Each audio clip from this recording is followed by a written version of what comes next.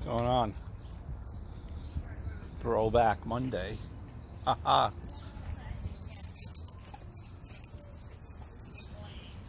So,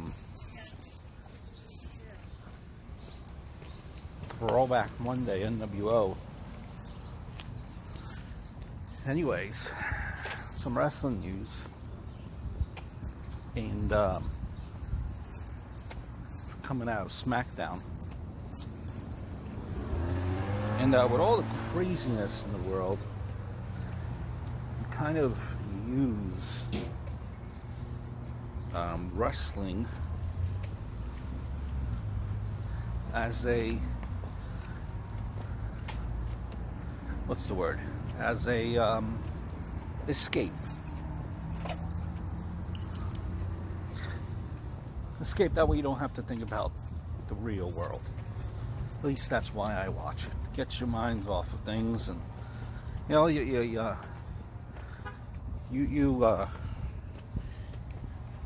watch the product. Sometimes you like the storyline, sometimes you don't. But at the end of the day, it really doesn't affect you. Not gonna be mad and hooting and hollering, you know, just because you don't agree on a specific storyline, specific story, or it's boring. Hey, if it's boring, change the channel. But when wrestling is, what I find, when it's the most controversial, that's when it's the most compelling.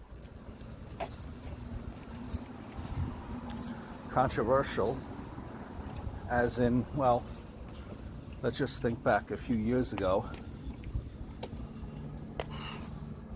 Eddie's dead. You remember that?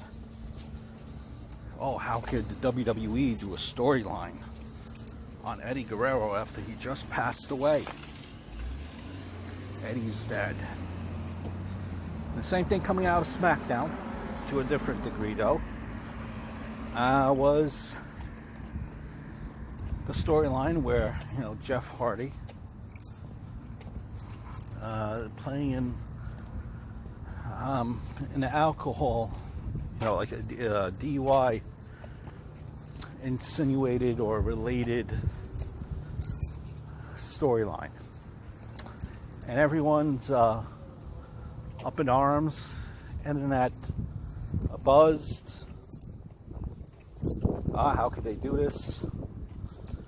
Again, usually the most compelling storylines are the most controversial. The ones that come off the best are the ones that are close to realistic as humanly possible. Kind of,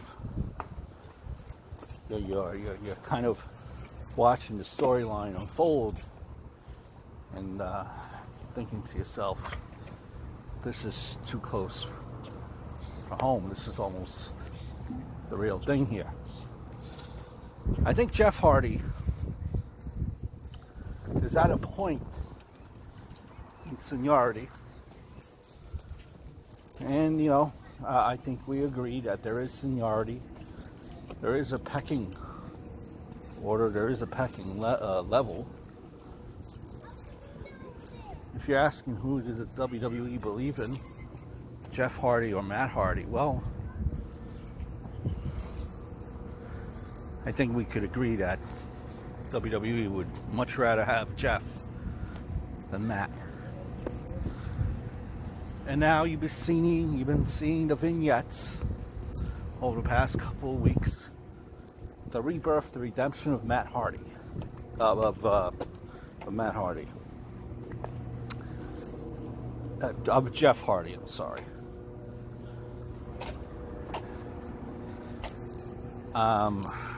I don't think this storyline is meant to kind of bury, where it's meant to kind of make Jeff Hardy look like a bozo or a clown. Rather, I think it's going to show trials of tribulations of how all indications are that Jeff Hardy is leading his life now. And through this storyline, Jeff Hardy is going to show why he has been redeemed, why he's turned a new leaf. There's all indications, all stories you hear that is truly the case. You have to remember, not everything it's meant. If you're buzzing about a storyline, not all the time. If you're buzzing about a storyline, it's usually that's what they want you to do. You got to give it time for it to play out. You got to give it time for it to play out. I think this storyline